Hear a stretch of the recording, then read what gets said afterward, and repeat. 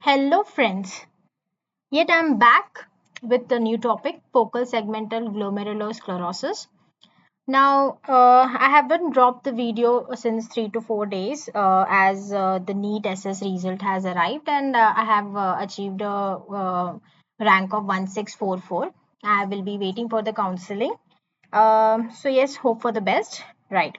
So we will be starting with the short topic today, that is focal segmental glomerulosclerosis. Now, the thing is like that of the MCD, that is the minimal change disease that I have uh, dropped the video like a week ago. So I have collected this information on this FSGS with a few books here and there, and I have read it, and I have just jotted out down the points, right, so that I can remember each and everything about the FSGS. So yeah, something points would be repeated again and again. So let it just be a revision for you all. Okay, so first thing is obviously focal segmental glomerulosclerosis. We are talking about the glomerulus. Obviously, there should be a proteinuria, right?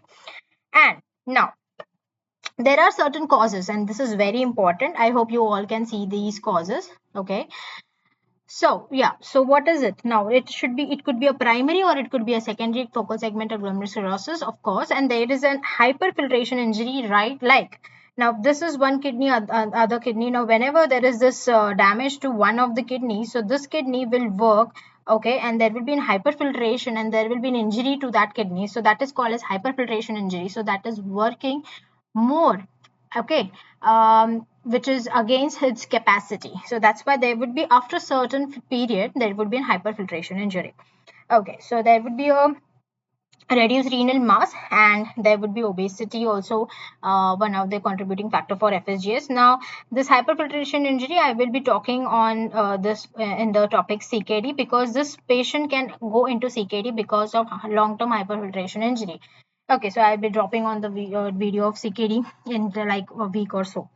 Okay, so now we have viruses like HIV, hepatitis B, parvovirus, okay, B19.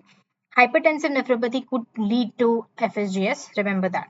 Reflex nephropathy, cholesterol embolism, drugs like heroin, then analgesics, pamidronate is one of the thing, remember that. Then sickle cell disease, radiation nephritis, and again familial podocytopathies. So that is a nephrin, podosin, okay. Wim's tumor, this has to be kept in mind. TRPC6 is very important. Actinin mutation is very important. Fabry's disease, again you have to remember everything about Fabry's disease. This is an X-linked condition, very important. Okay, in view of cardiac also, in view of nephro also. Okay, so what is the pathogenesis? There is a circulating permeability factor. There would be an adaptive response to the glomerular hypertrophy, or there would be hyperfiltration, and there could be a direct toxic injury because of certain drugs. We have already seen that. Okay. So now there is a pathology which is more prominent at the corticomedullary junction. So remember, this is a podocytopenia. Okay. So now there is a primary FSGS and there is a secondary FSGS. Primary FSGS, that means it will present like a nephrotic syndrome only. But in secondary FSGS, it will be nephrotic range proteinuria, that is more than equal to 3.5 gram or per 24 hours of proteinuria, right?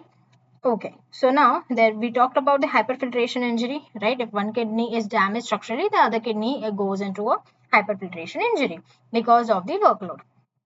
Okay, so now genetic cause of FSGS on the light microscopy, what will you see? If it will be a focus segmental only, okay, immunofluorescence, there would be IgM with or without C3 deposits. On the electron microscopy, diffuse effacement of the food process of the podocytes.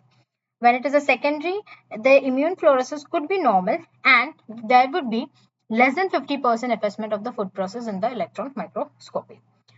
Okay, so there are certain types. Okay, so collapsing glomerulopathy is one thing, perihilar is there, classical is there, tip variant is there, and endocapillary hypercellularity is there. Collapsing glomerulopathy is very important in view of HIV. Okay, now, what would be the symptoms in this patient? Being a glomerular disease, of course, there would be proteinuria, there will be hematuria, there will be renal insufficiency, and there would be hypertension as well. Okay, like MCD, we have hematuria and hypertension as well. 30%, 20%, we have read that, right? 50% they can go into a renal failure within 6 to 8 years of a time period. Okay. So this is important that they can go into renal failure. This is mostly adult disease. So that's where this becomes an important topic for us. Okay, so few things about collapsing glomerulopathy. Questions are being asked in this. This is a collapsed glomerulus. There will be a hypertrophy of the podocytes. Now, podocytes containing protein, these are actually called as pseudocrescents. This word is very important. There will be a dilated tubule with a cyst formation. There will be dilated cisternae. There will be interferon footprints also. Now coming to the treatment part, we have to go with the steroids for these patients, but it is for 16 weeks long-term period, right? And collapsing is actually nothing. It is a high one only, HIV-associated nephropathy. Okay, low CD4 count would be appreciated in such patients. That's why we have to go with the ART treatment as well, simultaneous. Collapsing glomerulopathy could be seen in HIV, parvovirus B19, palmitronet, and interferon overdose also. Okay, so there would be a congenital nephrotic syndrome and there will be a genetic form of the focal segmental glomerulosclerosis. So we have two things, autosomal recessive and autosomal dominant one. Okay, so autosomal recessive nephrin gene, okay, and podosine gene, both are important. Okay, we have seen about this. If there is no response, we go with the biopsy. If there is a biopsy and on the biopsy we get a focal segmental glomerulosclerosis, very bad disease, right? We have known that. In autosomal recessive, it is a podosine mutation. Okay, only. Autosomal dominant alpha actinin 4 and TRPC6. Here also alpha actinin 4 and TRPC6. Okay, the difference is only in autosomal recessive condition. These are certain conditions that is very important, like Dennis-Drash syndrome, Pearson syndrome, Galloway-Mowat syndrome. You can just read about this, or you can just keep the names in mind. Okay, this can be a very important topic in case of INI pursuing students. Then comes there is no role of immunosuppressive agents in genetic or secondary FSGS. We have already seen if the patient has undergone biopsy after the patient has failed the steroid therapy, and if the patient has FSGS, this is a genetic form of FSGS, this is very bad disease. Okay, even if the patient is undergoing transplant in such patient in such conditions like primary FSGS, there is a high chance of recurrence, that is 30%. Okay, so in case of the recurrent, if it is a recurrent post transplant FSGS, then we have to go with the plasmapheresis in such patients. We can go with the steroid trial also, but mostly they won't respond to it. With or without plasmapheresis is important. Okay, so next comes the treatment part. If it is a primary FSGS, we go with the steroids, and that is for 16 weeks. If there is say no response, again, very importantly, calcineurin inhibitor come into the place, cyclosporine tacrolimus. If there is a remission, and tapering doses for 24 weeks have to be continued. Okay, remember, if this is also not working, obviously we have to go with the rituximab. That is the always an option. Okay, now we have to if they're for the proteinuria, we can go for the AC inhibitors, ARBs, right?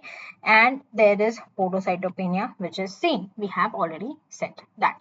Okay, so I hope you have all enjoyed this video. Thank you so much for watching.